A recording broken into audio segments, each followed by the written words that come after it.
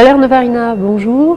Bonjour. Nous sommes aujourd'hui entre les murs de votre future exposition qui aura lieu dans quelques jours et pour plusieurs mois au musée de l'Abbaye Sainte-Croix au Sables d'Olonne.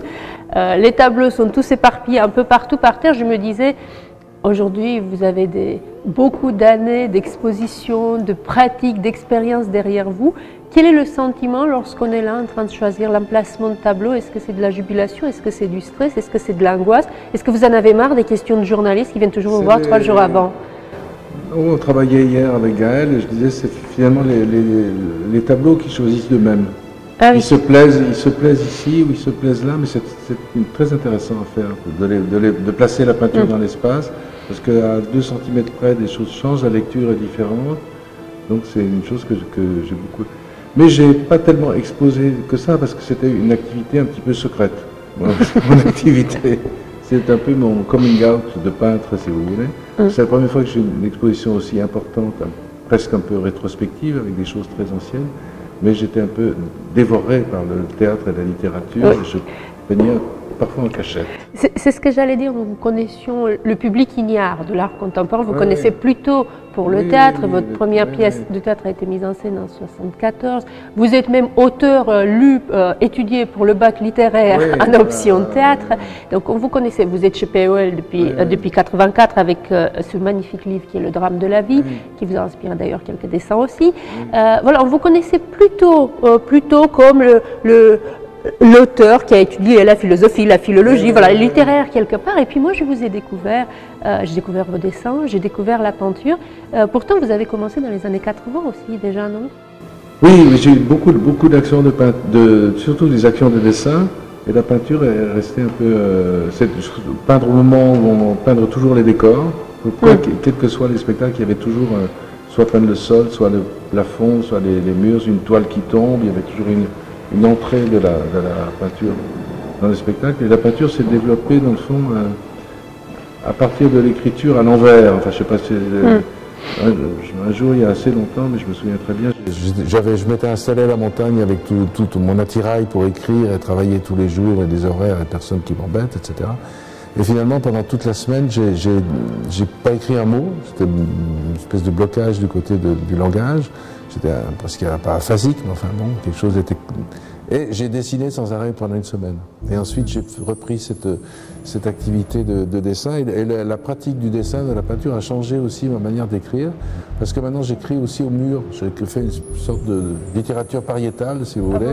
Je vois mes textes au mur. Je les mets au mur, je fais une sorte d'ambulation dans mes textes, je change un mot, avec l'impression que ça se répercute sur tout le reste, comme si je mettais une tache de rouge ici, tout va résonner autrement. Donc, et puis retrouver aussi la dynamique, le geste, parce que j'écrivais de plus en plus lentement, donc la peinture et la pratique de la peinture avec les mots et la peinture sans les mots et l'écriture avec les couleurs, se sont développés ensemble. Voilà. Est-ce que c'est une question très idiote, très psychanalytico-idiote, celle que je vais vous poser?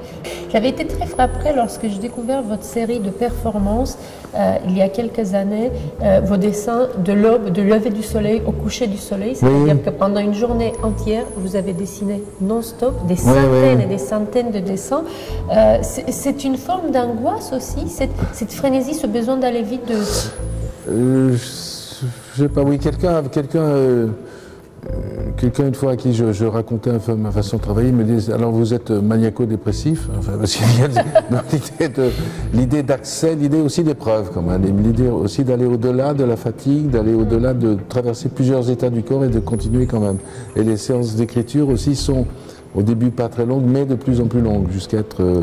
il faut un peu s'enfermer dans ce qu'on écrit et s'enfermer dans ce qu'on peint, et après, peut-être se désenfermer en rencontrant les acteurs et en rencontrant finalement le public aussi, qui lui aussi, dans le fond, écrit. C'est le public qui délivre la pièce, c'est lui qui la comprend. Ou c'est lui qui verra la peinture, qui verra une résonance entre ces deux toiles ou entre ces deux-là. Pour ça, elles sont groupées près, loin, proches pour se contredire l'une l'autre ou...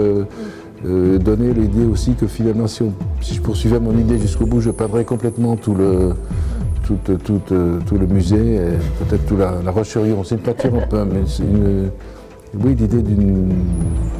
j'allais dire d'une contagion, enfin pas une contagion, mais d'un fleurissement perpétuel des choses. Mettre la langue française aussi dans un état printanier d'invention et aussi inventer des formes très, très diverses, les trouver. Et la sensation aussi que c'est la main c'est avant nous, la main c'est avant. Et ensuite on reconnaît des choses qui apparaissent, mais c'est la main qui. En fait, c'est l'organe de la pensée, c'est ça? Voilà. Oui, l'idée que le langage est un geste, oui, l'organe de la pensée, c'est la main. Voilà, ça tourne autour de choses, dans le fond, très concrètes. J'ai lu une fois, je me disais en regardant, je suis un peu biaisée parce que j'ai lu de ce que vous avez écrit ou dit, et là en regardant vos toiles en arrivant tout à l'heure, je me suis rappelé une phrase que vous avez dite, je ne sais plus à quelle occasion, si ça se trouve c'est même pas vrai, que vous arrêtiez de prendre lorsque vous croyez avoir vu. Ce qui fait qu'une peinture est finie lorsque je reconnais une scène et je lui donne un titre. C'est un peu, le langage vient arrêter là, enfin bon, c'est pas aussi simple que ça, mais un petit peu quand même. Celle-ci, par exemple, s'est arrêtée, ça s'appelait Cabane de David. Ah oui. Alors tout d'un coup, je trouve un titre et c'est fini. Ou celle-ci, c'est là que ça veut dire. Celle-ci s'appelle Possession, dépossession. Voilà, un mot vient à la fin, il faut arrêter de peindre.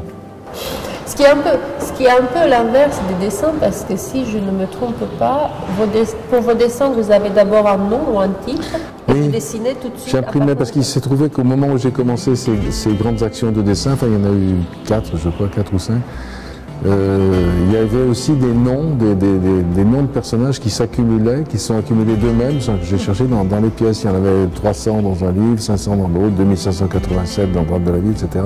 Donc à un moment, il y a une jonction entre les noms et puis les dessins. Et lors des actions de dessin, je tapais à la machine, c'était pas à l'ordinateur, à la machine, chaque dessin. Et ensuite, le nom du personnage était une impulsion. Je recevais une impulsion et c'était une caricature ou des traces, voilà. Oui, c'est le contraire de la peinture. La peinture, dans le fond, c'est vrai, le titre vient à la fin et arrête la peinture. Et pour les dessins, le stimulus, c'est le nom du personnage qui apparaît parce qu'il y a une pile. Je découvre et je dessine immédiatement. Voilà. Merci infiniment, Valère Nevarina. Je vous souhaite une bonne exposition. Qu'est-ce que je peux vous souhaiter pour 2017, à vous qui avez déjà la gloire, la reconnaissance et l'air en pleine forme en plus? D'avoir besoin de voir plus personne pendant plusieurs mois et de travailler tout seul et de ne plus faire d'entretien ni de rien. Moi, je vous libère en tout cas. Merci infiniment.